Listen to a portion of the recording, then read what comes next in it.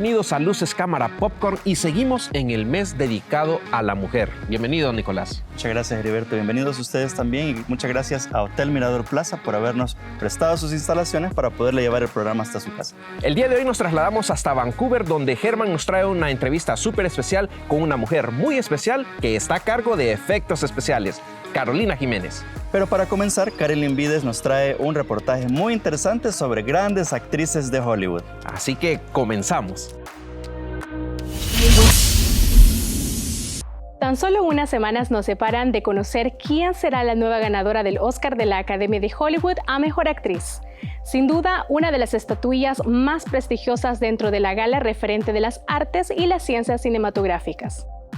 Y aunque son muchas las actrices que han estado a punto de hacerse con el premio de la Academia al Mérito, no todas han sido capaces de alcanzarlo y poder presumir de este galardón.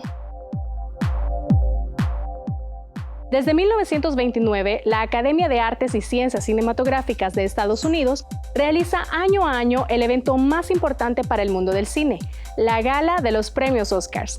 Desde su primera edición, los mejores actores y actrices del año eran seleccionados por la Academia para llevarse el reconocimiento a las diferentes categorías de los premios.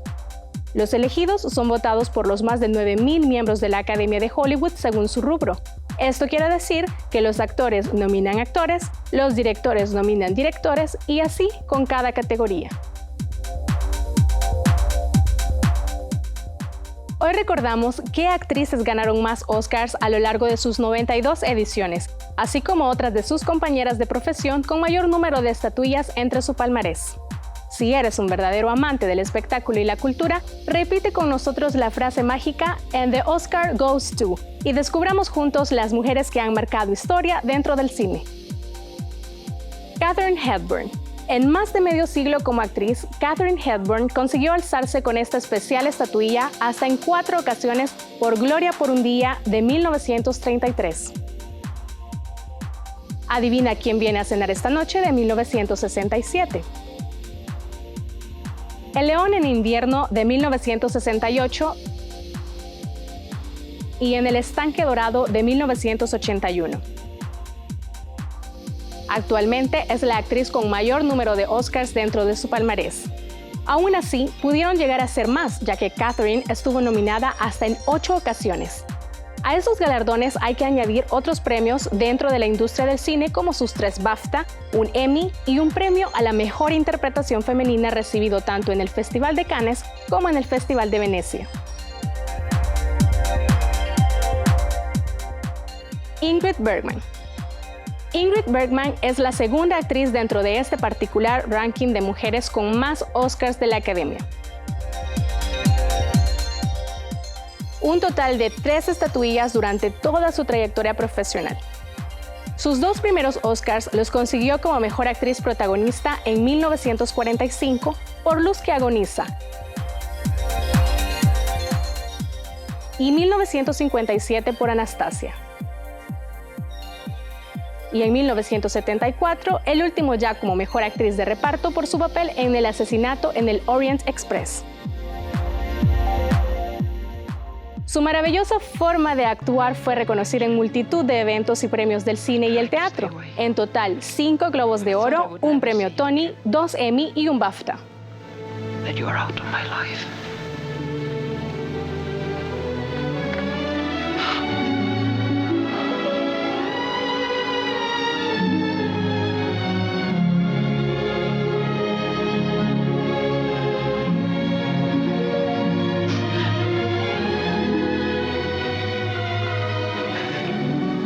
The day you left Paris, if you knew what I went through, if you knew how much I loved you, how much I still love you.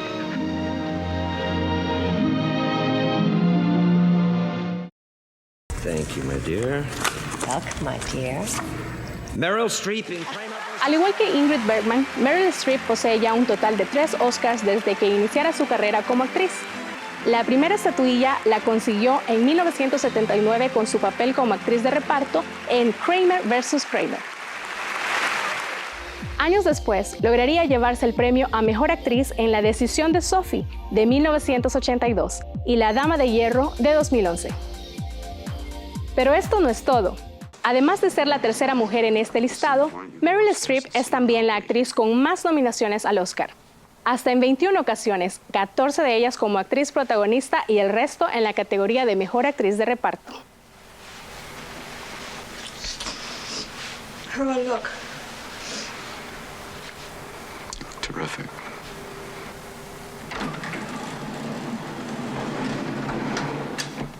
I'd like to kiss you, but I just washed my hair. Bye. Bette Davis. Con más de 100 películas a lo largo de su carrera, la actriz cuenta con 10 nominaciones por sus interpretaciones y 2 estatuillas como el resto de las actrices de nuestra lista. La americana, que tenía un fuerte carácter y un estilo vocal entrecortado muy característico, destacó en dramas románticos y comedias en las que solía interpretar personajes antipáticos. I hope you don't mind my borrowing some of your clothes. Well, not at all.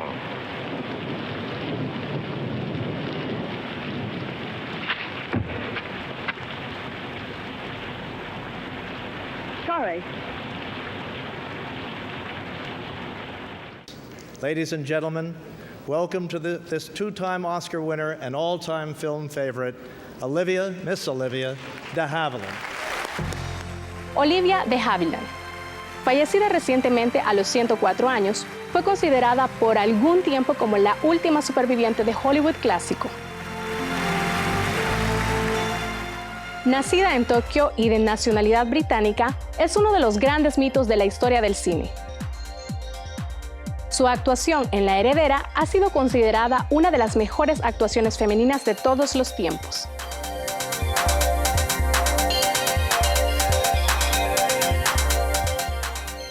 Vivien Leigh. La actriz inglesa galardonada con 2 premios Oscars será siempre recordada por su interpretación en Lo que el viento se llevó. El papel en la superproducción que consiguió gracias a su enorme insistencia le valió su primera estatuilla.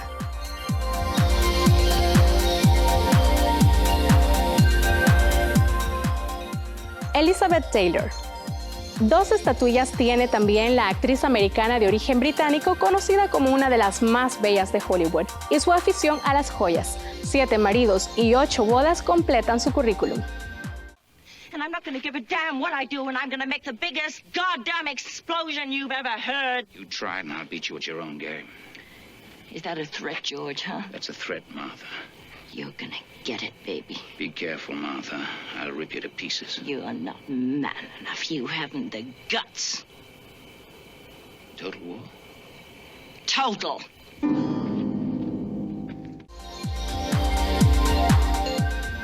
Sally Field. La actriz y directora es una de las mujeres más respetadas del panorama cinematográfico americano. Su primer Oscar llegó en 1979 por su papel en Norma Rae, y 5 años más tarde conseguiría el segundo por En un lugar del corazón.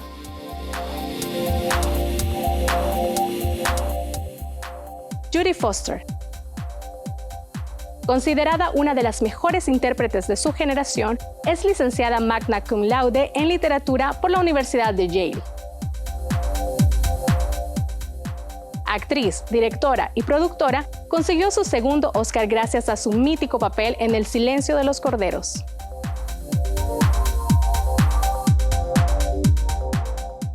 Frances McDormand.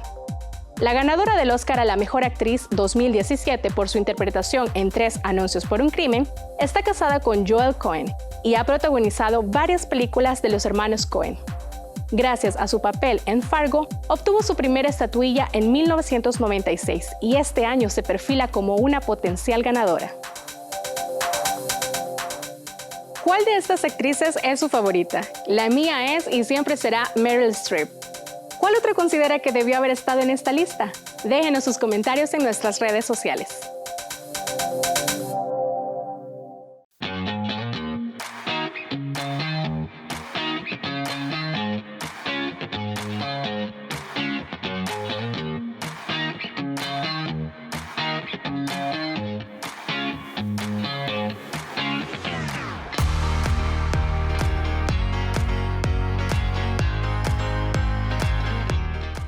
Hola, soy Eduardo Salgado y responsable del área de cine del Centro Cultural de España.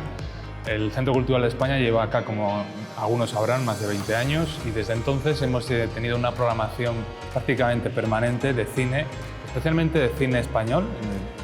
Tenemos siempre una constante de difundir las obras de los autores españoles, pero también tenemos una amplia experiencia, ¿no? Y es una parte muy importante de nuestra programación el apoyo a los autores locales, a la formación especialmente, y hemos tenido muchos cursos y muchas masterclass de intercambios entre profesionales españoles que apoyen e impulsen la escena cinematográfica local. En la actualidad tenemos una programación mensual todos los miércoles en nuestro día del cine, los miércoles a las 7 de la tarde. Tratamos de aprovechar al máximo el bonito jardín que tenemos y lo transformamos en una sala de cine al aire libre. En esta situación además nos ayuda que sea un espacio abierto. Para poder asistir a estas películas estamos pidiendo ahora pues, una inscripción para cumplir estas medidas de bioseguridad que nos ha obligado el COVID-19. Para el mes de marzo les quiero invitar porque vamos a tener un ciclo dedicado a los premios Goya, a la fiesta del cine español, la gala de los premios Goya se va a celebrar este mes de marzo. Y además, las 2 primeras semanas de marzo, pues como también saben, se celebra el 8 de marzo, que es el Día Internacional de la Mujer, de la defensa de los derechos de la mujer, y tendremos un ciclo online, enteramente online, para que cada quien pueda ver este ciclo en su casa, de manera cómoda y sencilla.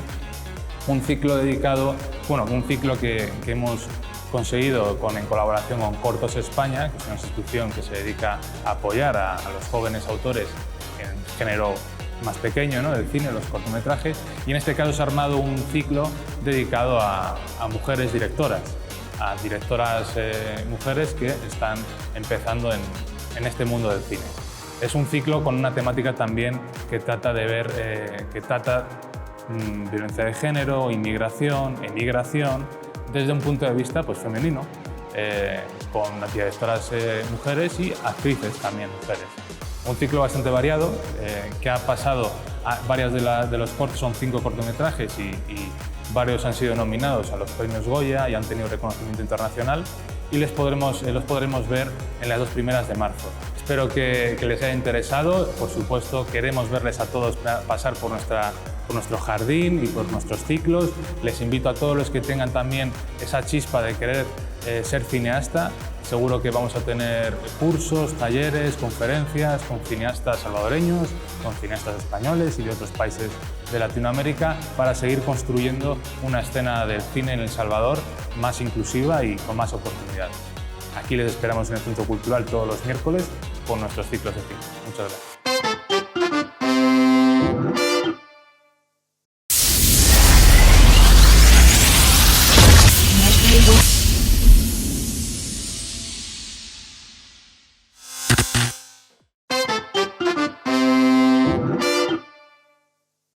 Hoy, la conversación en torno al papel de las mujeres en el cine no cesa y es más relevante que nunca, gracias a la exposición de la chocante brecha de géneros que sigue estando presente en Hollywood, tanto delante como detrás de las cámaras. Sin embargo, poco a poco el techo de cristal que sigue afectando el sector femenino en la meca del cine se va rompiendo y cada vez más mujeres tienen la oportunidad de dejar su huella, pese a estas barreras laborales potentes que permanecen. Es importante recordar que ya tenemos que agradecer a muchas mujeres del cine algunos grandes avances, sin los cuales el mundo del cine no sería lo que es hoy. Y es que muchas mujeres que fuesen piedras angulares en el avance del cine ni siquiera nos suenan y no sabemos que, por ejemplo, fue una mujer la que inventó la ficción narrativa. Sin Alice Guy Blaché, cineasta francesa que realizase el primer corto de ficción de la historia, posiblemente el cine no tendría un papel tan monumental en nuestras vidas. Aquí les dejamos con 10 de esas mujeres que han marcado la historia del cine y la televisión de un montón de maneras distintas. Louise Weber, actriz, guionista, productora y directora durante la época del cine mudo, fue una de las primeras personas en experimentar con sonido y plasmó muchos temas polémicos en la pantalla, como asuntos sociales y humanitarios. Nació en Pensilvania y desde pequeña fue una niña prodigio que tocaba el piano y se iba de gira por todo el país.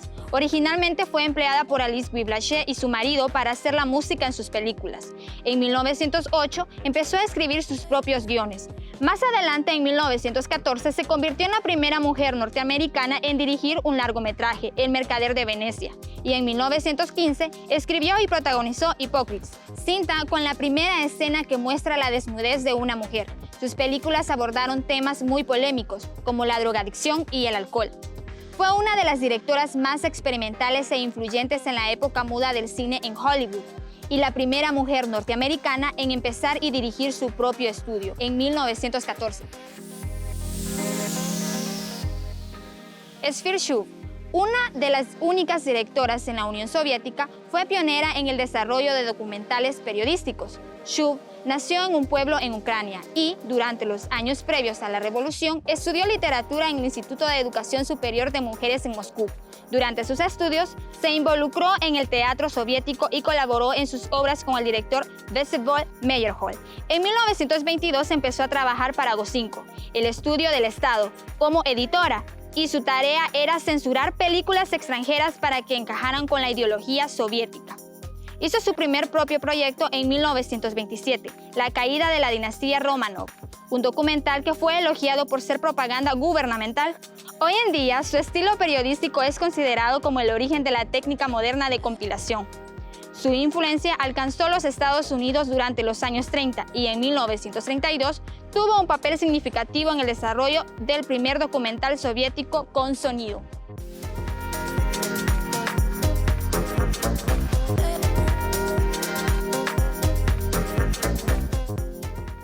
Dorothy Asner es conocida por ser la primera directora en Hollywood y también por inventar la pértiga, un tipo de micrófono que todavía se usa hoy en día.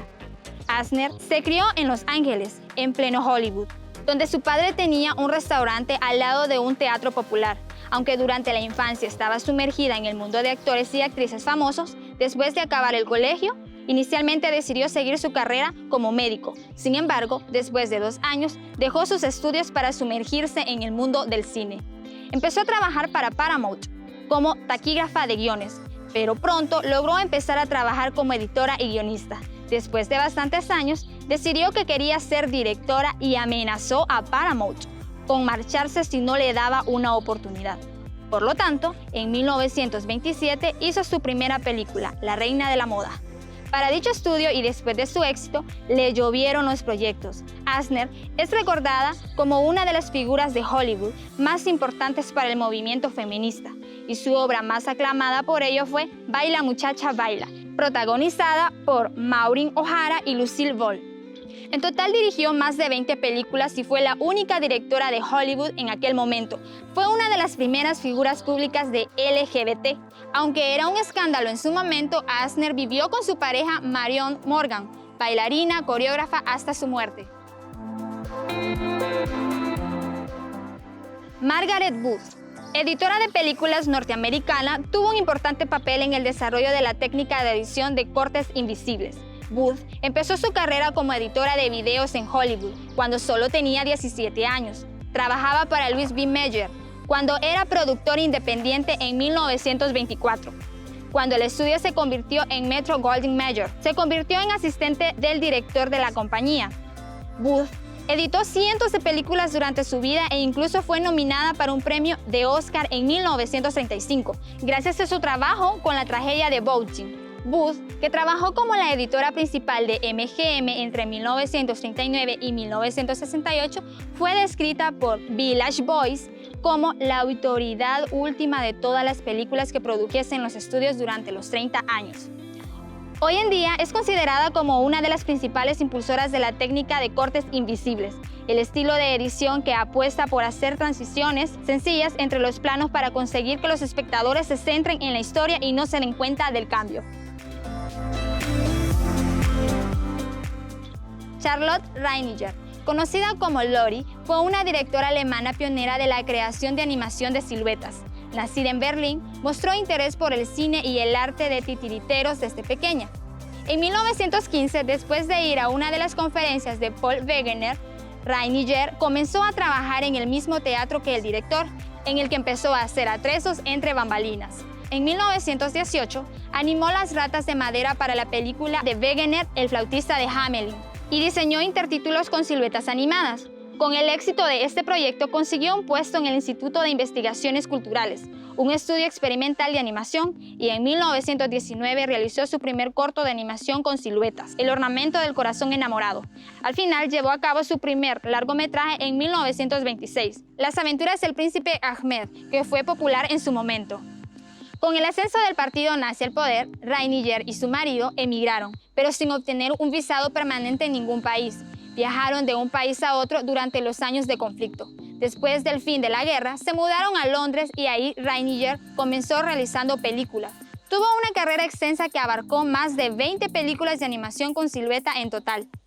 El estilo de animación de siluetas de Reininger ha sido muy influyente en su campo y todavía se utiliza en películas actuales. Por ejemplo, Fantasía contó con este estilo de animación en muchas escenas y también inspiró la manera en la que se narra la fábula de los 3 hermanos en Harry Potter y las Reliquias de la Muerte parte 1. Katharine Hepburn, una de las actrices más influyentes durante la época dorada de Hollywood y rebelde con causa, todavía mantiene el récord de Oscar en la categoría Mejor Actriz, 4 en total. Nació en Connecticut y sus padres eran activistas que luchaban por los derechos de las mujeres y el cambio social. Comenzó su carrera como actriz cuando dejó la universidad, buscando papeles en obras de teatro. Y en 1932, un director de Hollywood vio una de sus actuaciones de teatro y se la llevó a Los Ángeles, donde Hepburn empezó una de las carreras de Hollywood más impresionantes, que duró 60 años hasta 1994. El Instituto de Cine Americano ha calificado a Hepburn como la mejor estrella del cine clásico de Hollywood, ya que fue una de las actrices más influyentes de la época. Conocida por su rechazo de la feminidad tradicional, esta atlética, habladora y arrolladora intérprete se convirtió en la primera mujer en popularizar los pantalones, prenda que en aquel momento se consideraba vulgar para las mujeres.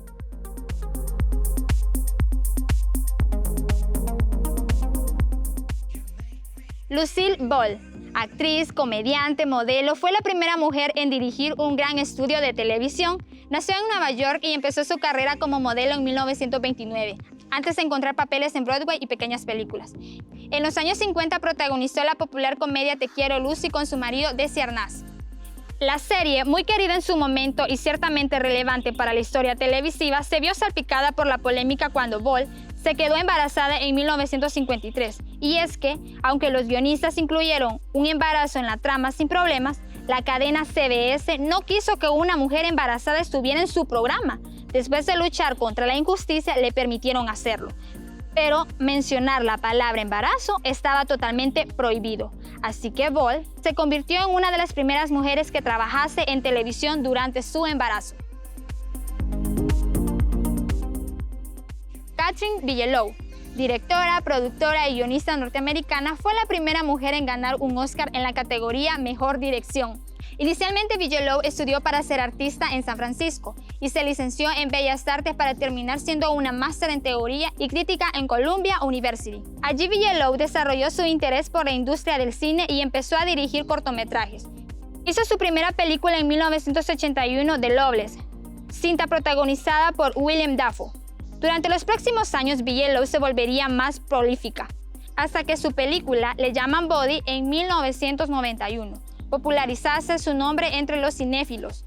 En 2008, Bigelow se convirtió en la primera mujer de la historia en recibir un premio Oscar en la categoría Mejor Dirección por En Tierra Hostil, película que también produjo. Bigelow no ha dejado de subrayar la falta de directoras en Hollywood y ha luchado contra la distinción de género entre los directores. De hecho, en declaraciones de Tech Online aseguró: "No es relevante quién dirige una película, lo importante es si la película provoca o no una reacción". Oprah Winfrey, presentadora de televisión y radio, actriz y productora, es, culturalmente hablando, una de las mujeres más importantes actualmente y una pionera para las mujeres de color en Hollywood. Nació en un humilde pueblo rural de Mississippi y pasó su infancia entre las casas de su madre y de su abuela. Finalmente se mudó a Nashville a vivir con su padre y fue ahí, en Tennessee, donde empezase a trabajar para la emisora de radio local afroamericana WBOL, en la que descubrió su amor por los medios de comunicación. Winfrey se convirtió en la presentadora del telediario más joven de WLAC-TV en Nashville y la primera mujer afroamericana en hacerlo. Después de trabajar como presentadora de las noticias durante bastantes años, empezó a centrarse en las entrevistas e hizo que programas pocos conocidos llegasen a ser muy populares. Pronto le dieron su propio programa en 1986, el show de Oprah Winfrey. Revolucionó el estilo de conducir este tipo de propuestas televisivas cuando empezase a hablar de temas más variados, como asuntos sociales, religiosos o políticos. Sobresalió en el campo dominado por hombres blancos y su programa llegó a ser el más popular de su género en todos los tiempos. Fue la primera multimillonaria de los Estados Unidos y se ha convertido en la afroamericana más rica del siglo XX. Alison Bechdel, feminista, artista, autora y activista LGBT, es conocida por haber creado el test Bechdel, que analiza la presentación de mujeres en ficción. Nació en Pensilvania y se crió en una familia conservadora católica. Salió del armario como lesbiana cuando tenía 19 años mientras estaba estudiando literatura e historia en la universidad. Ha escrito varias novelas de cómics como Fun Home y Dykes to Watch Out For, que explora el concepto de género y sexualidad y la manera en la que se representan en los medios de comunicación. Aunque no trabaja dentro de la industria, su contribución al mundo del cine ha sido crucial gracias a la creación del mencionado test Bechdel, que analiza la manera en la que las mujeres son representadas en la pantalla. Bechdel expone las normas de esta prueba en su cómics, en la que afirma que, para pasar del test, una película o historia necesita 1. Tener al menos de 2 mujeres, 2. Que hablen entre sí, y 3. Cuya conversación se centre en algo que no sea un hombre. El uso de su prueba para analizar el cine contemporáneo ha sido imprescindible a la hora de resaltar la falta de representación femenina en el mundo cultural. Y es que tristemente muy pocas películas aprueban, incluso en el cine actual. Sin duda que estas mujeres han marcado un antes y un después en la industria del cine.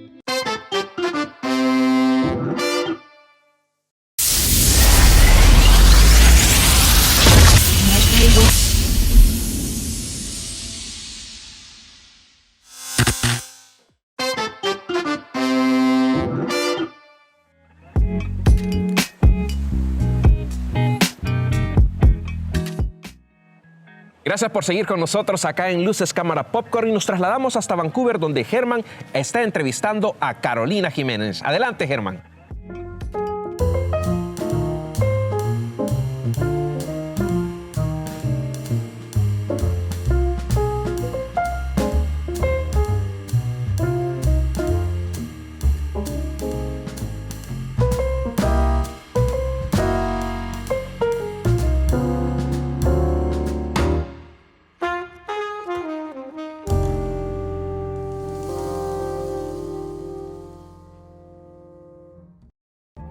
Saludos amigos, bienvenidos a su programa Luces, Cámara, Popcorn. Este día en su sección Mujeres Destacadas viajamos hasta Vancouver, Canadá, donde vamos a conocer a una artista visual de efectos especiales. Nos referimos a Carolina Jiménez. ¿Qué tal, Carolina? ¿Cómo se encuentra? Muy buenas, muchas gracias por invitarme, por aquí muy bien por Vancouver, por Canadá, y un placer estar aquí con vosotros. Gracias por invitarme. Gracias, Carolina. Carolina, ¿usted de dónde es? Soy española, soy de Madrid, España. Y sus primeros estudios fueron en arquitectura, tengo entendido. Así es, porque yo cuando era jovencita y tenía que empezar a decidir a qué quería dedicarme, lo del cine, y siempre me ha gustado mucho el cine, pero lo del cine no parecía ser una opción, era algo como muy fuera del alcance de la gente normal. Así que no se me ocurrió que podía dedicarme al cine. Busqué una profesión que juntara aspectos tecnológicos, que la tecnología me gustaba mucho, con aspectos artísticos, y decidí decantarme por la arquitectura. Pero claro, no era lo mío. Lo que a mí me gustaba era el cine y era la tecnología, y gracias a la arquitectura descubrí la animación y los programas de 3D y de animación, y eso pues me llevó a descubrir que se puede hacer cine a través de un ordenador, y decidí estudiar 3D y animación para poder dedicarme al cine después en efectos visuales. Eso le iba a consultar, ¿cómo llega al mundo del cine? Digo, porque pareciera que son dos artes, bueno, complementarias, porque en el cine se utiliza mucho la arquitectura, pero como usted dice, ¿no? Al principio uno dice arquitectura y cine, parece un poco una combinación un poco extraña. No tiene nada que... Bueno, tiene que ver, como todos los artes, hay cosas comunes, pero no, efectivamente no tiene nada que ver. Yo estaba estudiando arquitectura, como te digo, un poco por descarte, más que por vocación, y descubrí los programas de 3D y de animación, que eso sí que me llamaron mucho la atención, pero yo no pensé que podía ser una profesión viable ni que tuviera relación ninguna con el cine. Hasta que vi los documentales de la versión extendida de la primera película del Señor de los Anillos. Cuando salió la película que a mí me había impresionado en el cine, que había visto 1000 veces, me había enamorado la película, me compré la versión extendida en DVD en la que venían muchos documentales explicando cómo se hacía la película con mucho detalle. Y a mí eso me fascinaba, ver cómo se hacía el cine a mí me fascinaba. Y cuando llegaron a la parte de postproducción, de 3D al final, me di cuenta que estaban terminando la película utilizando ordenadores y utilizando programas que yo estaba conociendo en ese momento gracias a la arquitectura. Así que ahí fue donde se me encendió la bombilla y dije, vale, eso es lo que yo quiero hacer. Si se puede hacer cine a través de un ordenador, eso es lo que yo quiero hacer. Así que dejé la arquitectura y busqué una escuela de 3D y de animación en Madrid, en mi ciudad natal, que había muy poquitas, había muy poca oferta en aquel momento. Y allí me lancé intentando combinar eso, mi pasión por la tecnología y por el 3D y la animación y el cine. Carolina, cuéntenos, una de sus primeras incursiones a este mundo es con la serie española Águila Rojo. Perdón, Águila Roja. Águila Roja era una serie de bastante éxito en España en ese momento. Y yo buscando, claro, yo desde que salí de la escuela hasta que conseguí trabajar en el cine me tocó trabajar en muchos diferentes ámbitos y gracias a que había estudiado arquitectura pues podía trabajar haciendo cosas de 3D y de animación pues para arquitectos o para constructoras o para decoradores. Entonces yo buscaba obviamente acercarme al mundo audiovisual lo más posible, pero trabajando en cosas diferentes, en cualquier cosa que pudiera darme experiencia. Y mandando mi currículum a todo el mundo, tratando de buscar nuevas experiencias que me permitieran aprender cosas nuevas. Y mandé mi currículum, pues entre otras cosas, a las productoras y me surgió la oportunidad de poder participar en Águila Roja, que fue el primer proyecto audiovisual importante en el que pude participar pues más de 2 años después de salir de la escuela. Y fue una buena experiencia, claro, fue una gran experiencia porque pude empezar ya a meter la cabecita en el mundo audiovisual y en lo que son pues grandes proyectos. Y interesante que usted mencionaba al principio de que le había llamado la atención esto de los efectos especiales gracias a El Señor de los Anillos de Peter Jackson, porque después usted trabaja en una película de Peter Jackson que es El Hobbit. ¿Cómo se da esa gran oportunidad? Pues el que la sigue la consigue, como decimos nosotros, porque a fuerza de eso, mi sueño era trabajar con ese equipo que me había inspirado y en ese tipo de películas que tanto me habían inspirado a dedicarme a lo que yo me dedico. Así que yo les mandaba mi currículum cada poco tiempo, cada vez que actualizaba mi currículum o actualizaba mi portfolio, yo mandaba todo mi material a todos los estudios grandes y pequeños del mundo, incluidos a ellos, incluido al estudio de Weta de Nueva Zelanda, buscando esa oportunidad, ¿no? Trabajar en ese tipo de cine que tanto me había inspirado. Y a fuerza de ser muy pesada y muy persistente, finalmente me llegó la oportunidad porque me contestaron, después de muchos años me contestaron y me hicieron una entrevista y me invitaron a unirme al equipo que casualmente en ese momento estaba trabajando en El Hobbit, en la trilogía del Hobbit, y me pude ir a Nueva Zelanda a unirme a ese mismo equipo que me había inspirado pues varios años antes. Usted tiene que viajar hasta Nueva Zelanda. Así es. ¿Y en ese momento tuvo alguna oportunidad de interactuar con este director, con Peter Jackson? Sí, es una de esas ocasiones raras porque en el mundo de los efectos visuales normalmente no estamos físicamente ni en el espacio ni en el tiempo solemos coincidir ni con el elenco, ni con los directores, porque las cosas suceden en momentos diferentes y en lugares diferentes, pero esto es una excepción porque efectivamente la empresa Weta, el estudio de efectos visuales que se encarga de todos los efectos visuales del Hobbit, y también del Señor de los Anillos en su momento, es de Peter Jackson. Todo se hace en Nueva Zelanda, que ya sabes cómo es Peter Jackson, que le gusta todo hacerlo en Nueva Zelanda, y es su propio estudio, con lo cual andaba por allí y a pesar de que el trabajo de efectos visuales comienza después de que terminan los rodajes, y por eso no coincidimos con los rodajes, en este caso, al ser 3 películas, claro, nosotros estábamos trabajando en los efectos visuales de la primera película de la trilogía mientras ellos estaban rodando la segunda. Y luego trabajábamos nosotros en la segunda mientras rodaban la tercera, con lo cual fue una excepción en el sentido de que pudimos coincidir con los rodajes y de que el director, lógicamente, al ser Wellington una ciudad pequeña y al ser el estudio, al ser suyo, pues sí que andaba por allí y pude coincidir con él y hacerme una foto con él y todo, a pesar de que éramos muchos, son un equipo muy, muy grande de personas allí trabajando en la trilogía, pero sí puede ser. Y siguiendo con su trayectoria, también usted ha trabajado para películas de grandes directores como Tim Burton, como Ridley Scott. Ha trabajado en varias superproducciones con estos directores de culto, ¿verdad? Claro, luego he tenido la suerte de trabajar en esos estudios. Claro, yo no escojo los proyectos en los que me toca trabajar porque depende del estudio en el que estemos trabajando. Pero sí que he procurado trabajar en esos estudios, en esas empresas que suelen trabajar en el tipo de cine que a mí me gusta ver y en el que yo quería trabajar. Así que, pues eso, a fuerza de pelear, de tratar de formar parte de esos equipos, pues me ha tocado trabajar en ese tipo de proyectos tan chulos y tan importantes, y es para mí un honor haber podido participar con todos ellos. Tal vez si nos puede describir brevemente cuál es su trabajo. Pues a ver, mi trabajo, yo soy especialista del departamento de layout. Y para poder explicar un poco lo que hace el departamento de layout, hay que explicar así muy brevemente, os puedo contar en qué consiste el pipeline de efectos visuales. El pipeline es el flujo de trabajo que se lleva a cabo dentro de un estudio de efectos visuales. En un estudio de efectos visuales, cada departamento obviamente tiene su especialidad y trabajamos secuencialmente. Es como una especie de cadena de montaje, en el que cada departamento tiene que hacer su parte antes de que llegue el departamento siguiente a hacer la suya. Por lo tanto, pues eso, vamos como por orden, como por turnos.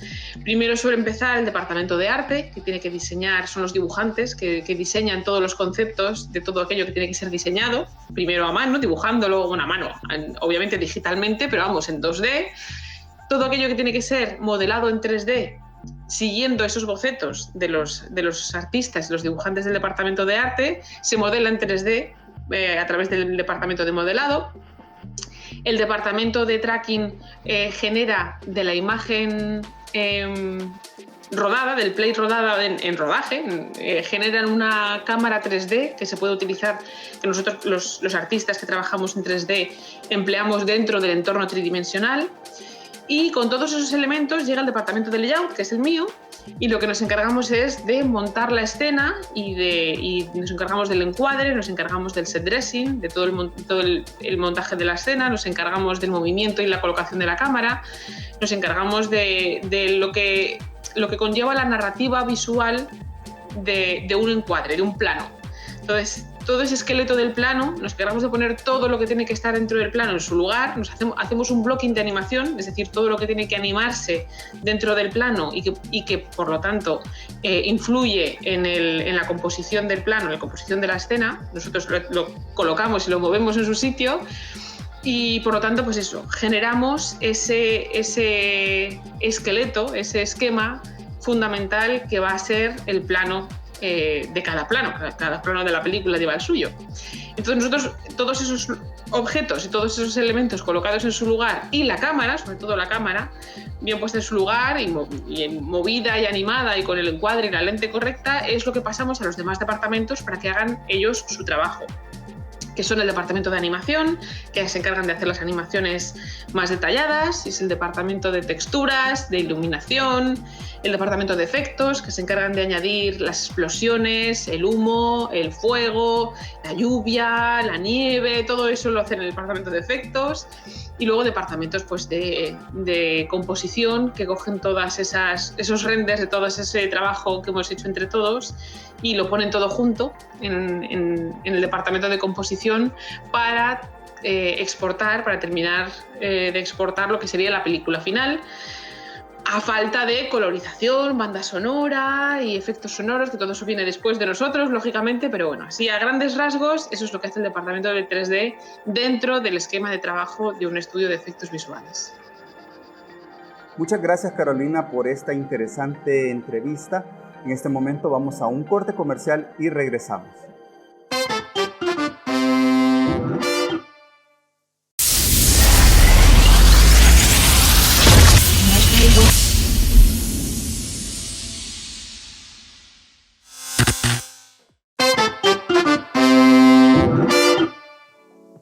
Gracias a los Ilustres Café por brindarnos un espacio para poder realizar esta entrevista. Seguimos conversando con Carolina Jiménez. Carolina, en sus redes sociales usted habla mucho acerca de los efectos especiales y habla también acerca de los efectos prácticos. ¿Ha incursionado usted en la realización de estos efectos prácticos?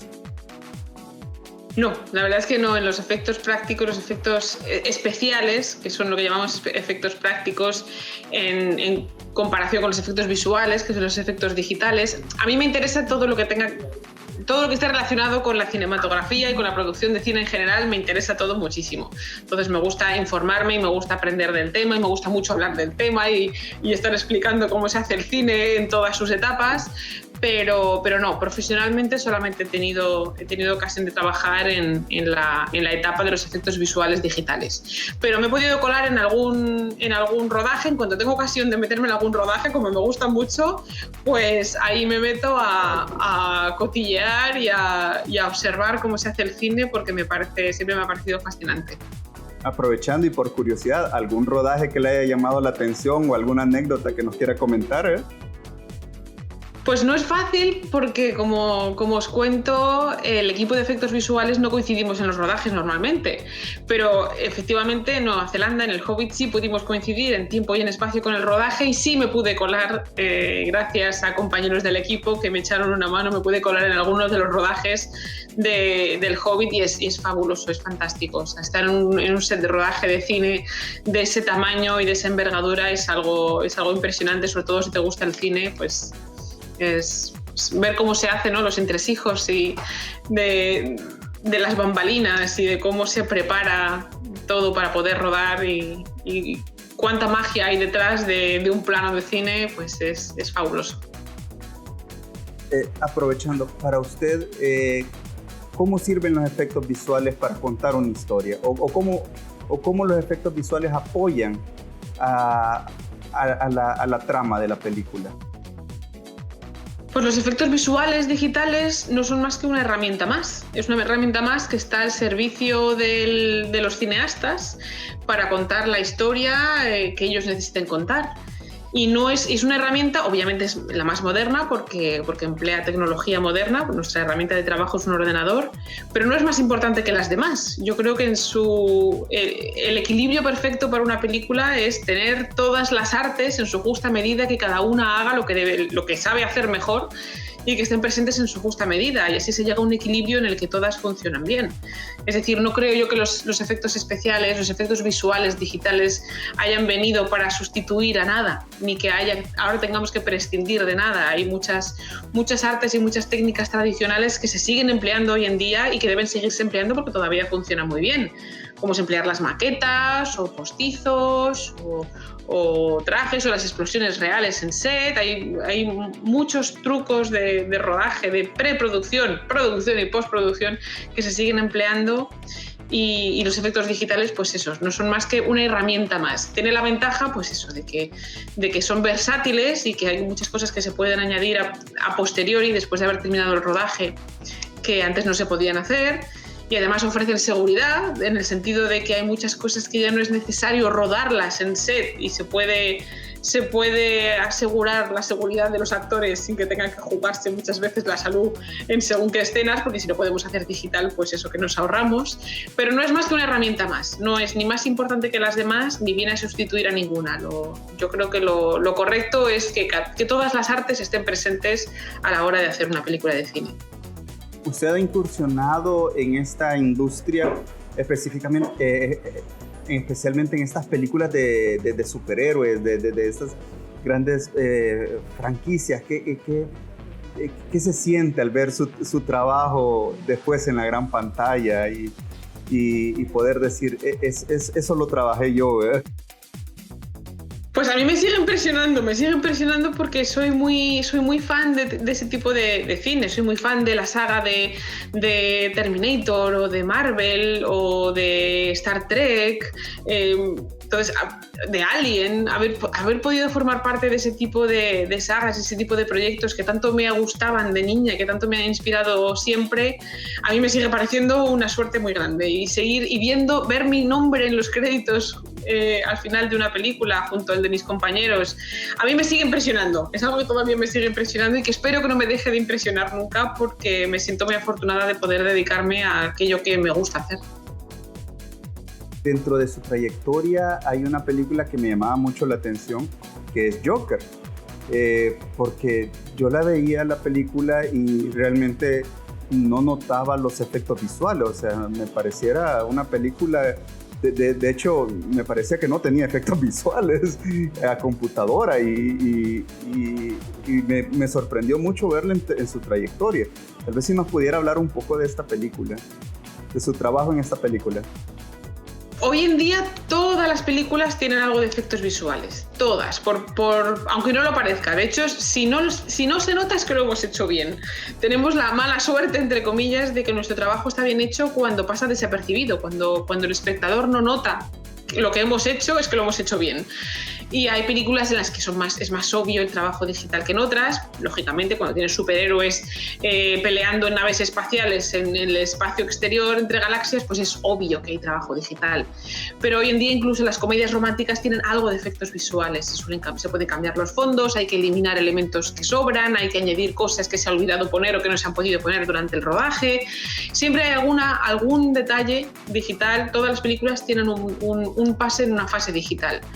Y en concreto en Joker, lo que sí que es cierto es que de Joker, que se ha hecho famosa por no tener efectos visuales o por tener muy pocos, no es verdad. Lo que sí que es cierto es que no se rodó nunca con fondos croma, con los verdes cromas de fondo. Nunca se utilizaron fondos croma en el rodaje de The Joker, lo cual no quiere decir que no tenga efectos visuales, porque tiene muchos efectos visuales en el sentido de que los entornos, a pesar de estar rodado no en ciclorama croma, sino en localización, están rodados en una ciudad de verdad.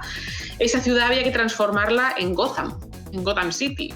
Y para eso el trabajo, claro, no se puede transformar de manera real una ciudad completa para poder rodar. Entonces, los entornos cercanos, los primeros planos de la ciudad sí que se podían vestir para que la toma que se estaba realizando pareciera que estuviera en Gotham de verdad, en Gotham City, pero los fondos no se pueden revestir en una ciudad durante un rodaje. Así que hay muchos fondos, todos los fondos están cambiados, los cielos están retocados, muchos edificios están ampliados, hay muchos elementos borrados y sustituidos por otros elementos que tienen que dar idea de que eso es Gotham, además de eliminar coches que no eran de la época o que no son del estilo en el fondo, y las atmosféricas. Hay mucha atmosférica hecha digital, lo que es la neblina, la lluvia, el color, todos esos retoques se hacen hoy en día digitales, así que a pesar de que no es muy obvio ni muy visible el trabajo digital, hay mucho trabajo digital. Lo que no hay es pantallas croma en Joker, eso es verdad. Nos encontramos en este momento en la sección Mujeres Destacadas y quisiera consultarle cuál considera usted que es el papel de la mujer en la industria cinematográfica. Pues el papel de la mujer en la industria cinematográfica es exactamente el mismo que el del hombre. Exactamente el mismo. Tenemos las mismas ganas, las mismas capacidades y las mismas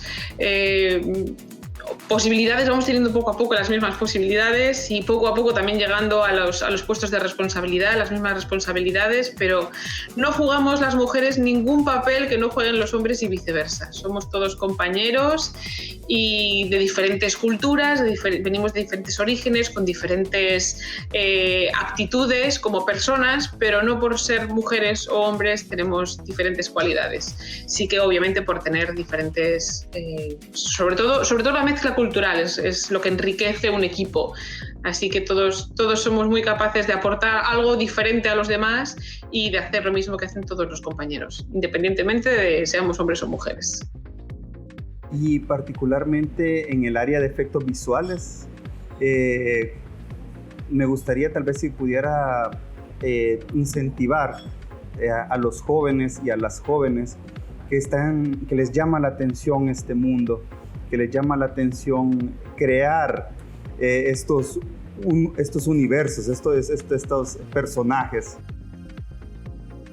Yo siempre digo que si yo he podido, puede cualquiera. Porque si yo he podido llegar hasta aquí y hacer lo que hago, puede cualquiera, porque yo no tengo ninguna cualidad especial, salvo la de ser muy pesada, la de ser muy persistente y ser muy cabezota y perseguir aquello que quiero. Así que si yo lo he podido hacer, lo puede hacer cualquiera.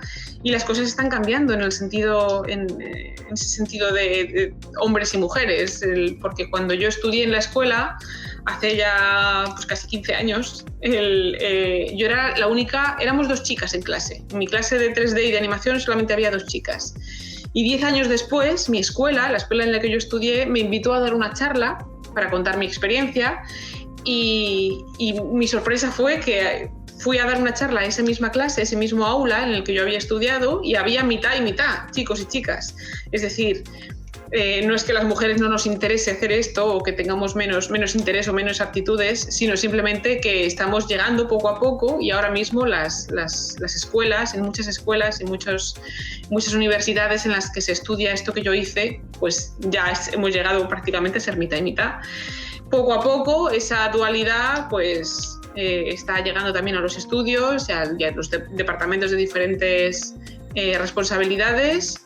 Así que a cualquiera que le interese esto, yo siempre le recomiendo pues, no rendirse, no desanimarse, perseguir lo que uno le gusta hacer y que eso, si yo he podido, puede cualquiera. Así que adelante.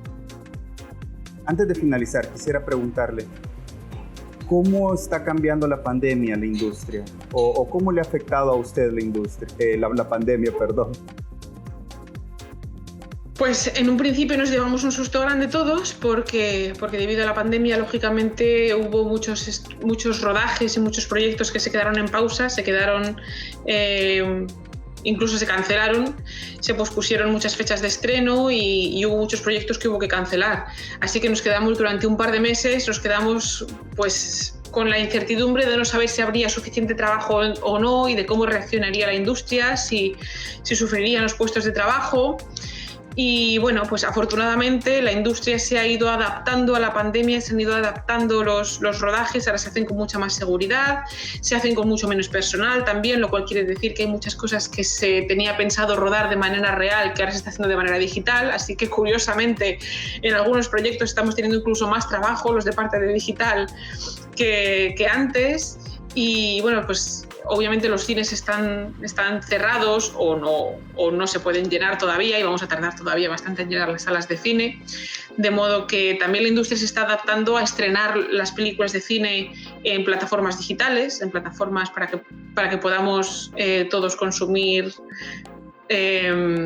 entretenimiento y ficción desde casa.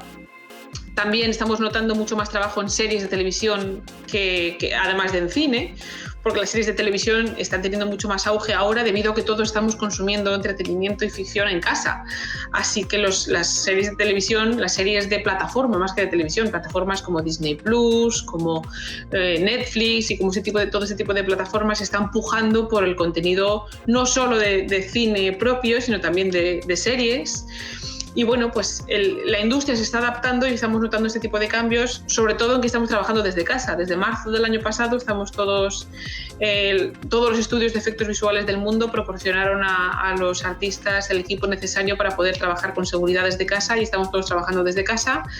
Y hemos tenido que aprender a cómo ser eficientes con este nuevo cambio, pero está funcionando bastante bien y con un poco de esfuerzo el trabajo sale adelante y seguimos en el trabajo. Así que me siento muy afortunada que a pesar de todo seguimos teniendo trabajo y aunque echo mucho de menos a mis compañeros porque el contacto humano es muy necesario, pero bueno, la pandemia pasará, así que paciencia, que todo el mundo tenga cuidado, lleve mascarillas, se lave las manos y todo ese tipo de cosas, paciencia porque las vacunas llegarán y poco a poco acabaremos volviendo al estudio y volviendo a la normalidad, pero bueno, de momento el trabajo no ha parado, simplemente se ha adaptado y nos hemos tenido todos que acostumbrar a la nueva manera de trabajar, pero estamos trabajando para vosotros. Muchas gracias, Carolina. Pues no me queda más que pedirle un saludo para nuestros amigos de Luces Cámara Popcorn. Pues luces, cámara, popcorn, muchas gracias por tenerme entre vosotros. Ha sido todo un placer y un honor y contar conmigo cuando queráis. Seguid yendo al cine, bueno, no a las salas de cine todavía, ahí ya llegaremos, pero seguid consumiendo cine en casa y donde podáis, porque el cine hace pensar y hace soñar y nos da trabajo a todos, así que disfrutar mucho del cine y allí nos vemos. Bueno, muchas gracias a Café Los Ilustres por habernos acogido esta tarde y poder realizar aquí esta entrevista. Muchas gracias.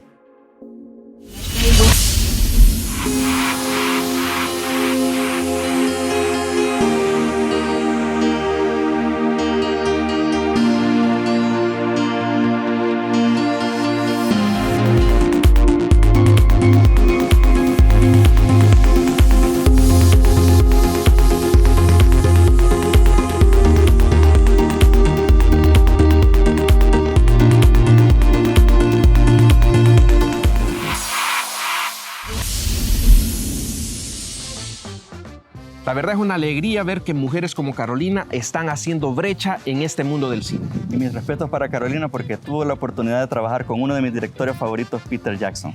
Si quieren ver este u otros programas, suscríbase a nuestro canal de YouTube o a nuestras redes como LS Popcorn SB. Además, le damos las gracias a Hotel Mirador Plaza por habernos prestado sus instalaciones para llevar el programa hasta su casa. Será hasta pronto, amigos.